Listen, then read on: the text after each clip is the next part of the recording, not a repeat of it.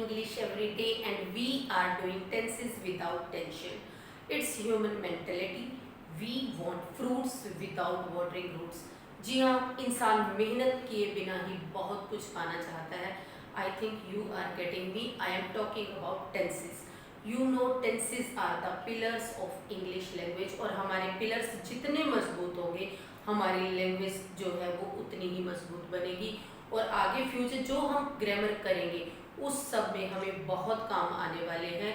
So we start future continuous. In my last video, I discussed about past continuous tense and today we are going to discuss future continuous tense. Or here is the structure of future. What is future? Future is not definite. Future कभी भी definite नहीं होता. हम कोई भी plan करते हैं, कुछ भी एक्सपेक्ट कर सकते हैं फ्यूचर के बारे में, लेकिन फ्यूचर को डेफिनेट नहीं बता सकते. तो हम क्या करते हैं? What is future continuous? तो future continuous is use for the event that is going to happen in the future. ऐसी कोई भी घटना जो फ्यूचर में हैपन होने जा रही है एट सम टाइम. तो first of all we see the structure of future continuous tense. Here is the structure. Positive. Positive means simple sentences or we also can say affirmative sentences. Here I, we plus shall be plus V1 plus ing. तो I और V के साथ क्या आता है? shall आता है. और आपको एक बात बता दूं कि वर्ब की फर्स्ट फॉर्म आती है हमेशा shall और will के साथ, लेकिन हमने कोई और फॉर्म अगर यूज करनी है तो शेल और बी के साथ कुछ और हमें लगाना होगा. तो यहाँ पर क्या लगा हुआ है? बी लगा हुआ है. तो आई और बी के साथ हमेशा किसका यूज होता है? शेल का यूज होता है. और उसके बाद किसका होगा? बी का. Then V1 plus ing. फिर वर्ब की फर्स्ट फॉर्म और उसके साथ क्या लगेगा? ing, जिसको हम प्रेजेंट पार्टिसिपल भी कहते हैं. तो यहाँ पे एक वर्ब लिखी हुई है गो प्लस ing. तो क्या बन गया? ये गोइंग. और इसी के साथ ही हम यहाँ पर देखते हैं, यह लिखा हुआ है यू, ही, शी, इट, दे. तो ये सारे जो है इनके साथ क्या आता है? विल आता है. तो will plus be again V1 यानी वर्ब की फर्स्ट फॉर्म प्लस ing. तो यहाँ पर क्या बन गया? फिर से गोइंग. तो ये बनाइए आई शैल बी गोइंग. मैं जा रहा हूँगा. इस तरह से बोलेंगे. We shall be going. हम जा रहे होंगे. You shall be, you will be going. Sorry, तो यू के साथ क्या आ रहा है? यहाँ पे विल आ रहा है. You will be going. तुम जा रहे होगे.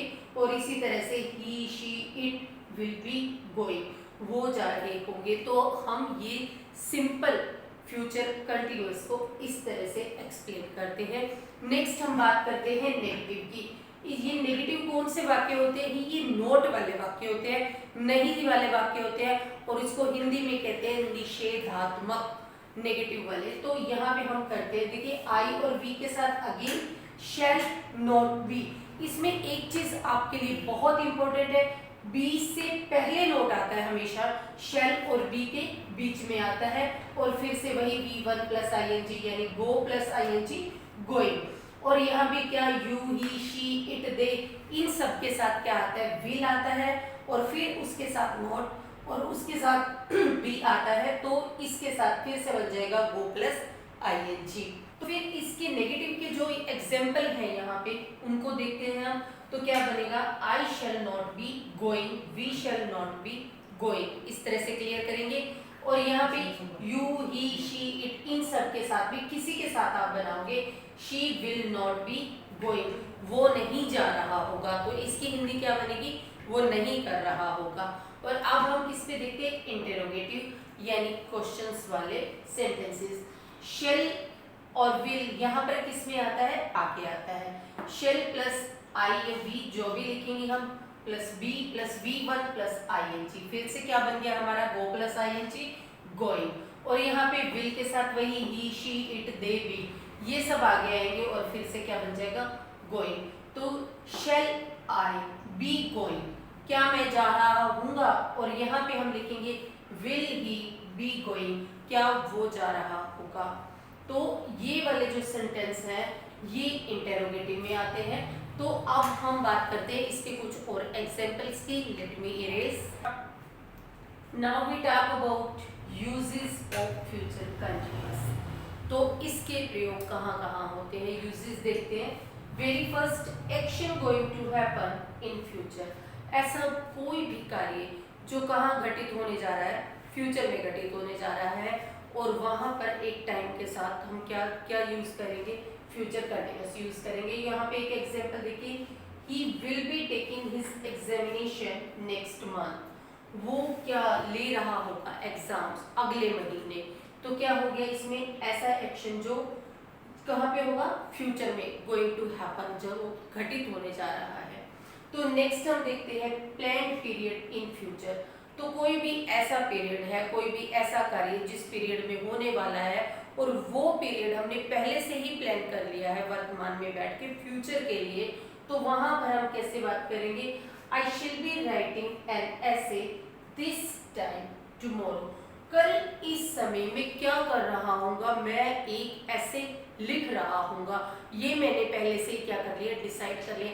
तो यहाँ आपके मन में एक कंफ्यूजन जरूर आ रही होगी, वो ये होगी कि हमने क्या कहा था, प्रेजेंट कंटिन्यूअस जो होता है वो नियर फ्यूचर को इंडिकेट करता है। जैसे क्या कहा था कि I am going to Delhi tomorrow, मैं कल दिल्ली जा रही हूँ, ये भी प्लान्ड फ्यूचर है।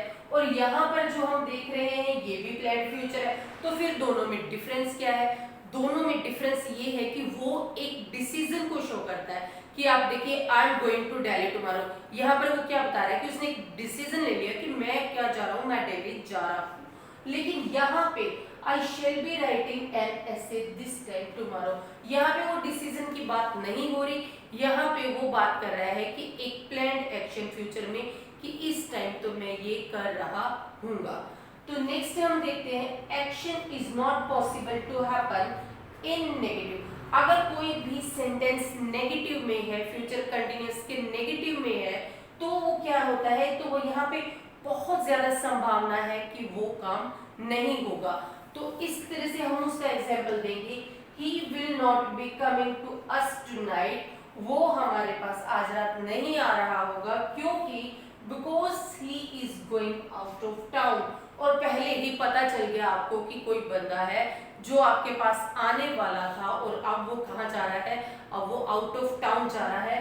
तो यहाँ पे इस बात की क्लैरिटी है, he is going out of town. देखो तो कौन सा सेंटेंस यूज हुआ, कौन सा टेंस यूज हुआ है यहाँ पे यूज हुआ है प्रेजेंट कंटिन्यूअस। और यहाँ पर क्या है, ही विल नॉट बी कमिंग। अब इसके कारण वो क्या नहीं होगा, वो हमारे घर नहीं आएगा, तो ये यहाँ पर फ्यूचर होगा। तो जब भी आप कोई कॉम्पिटिटिव एग्जाम देते हो तो इस तरह के क्वेश्चंस आते हैं कि यहाँ पे क्या दिया हुआ है, यहाँ पे आईएनजी वाला है और ये पूरी फीलिंग आपको देनी है। तो आपको ये पता है कि कल वो जा रहा है, तो वो फिर नेचुरल है कि वो आपके घर नहीं आएगा। तो ये क्वेश्चन, ये चीजें आपको बहुत ध्यान में रखनी है। अब नेक्स्ट है पोलाइट क्वेश्चन इन इंटरोगेटिव। जब भी कोई क्वेश्चन इंटरोगेटिव होता है और वो किस में होता है, वो फ्यूचर कंटिन्यूअस में होता है, तो वो पोलाइट क्वेश्चन है, एक रिक्वेस्ट के तौर पे आप कहते हो। जैसे कि यहाँ पे देखो, आप एक example, will you be going to market today, क्या आप मार्केट जा रहे हैं, तो ये कैसा है, एक पोलाइट क्वेश्चन है। तो अगर आपको मेरा वीडियो पसंद आया हो तो प्लीज़ लाइक करें, शेयर करें और चैनल को सब्सक्राइब करें, और मेरी वीडियोस की नोटिफिकेशन प्राप्त करने के लिए बेल आइकन को ज़रूर प्रेस करें। और पिछली वीडियोस, जो कि ये सारे जो भी रूल्स हम कर रहे हैं, ये क्या है, इंटरकनेक्टेड हैं, तो उसके लिए आपको मेरा लिंक डिस्क्रिप्शन में मिलेगा। Thank you.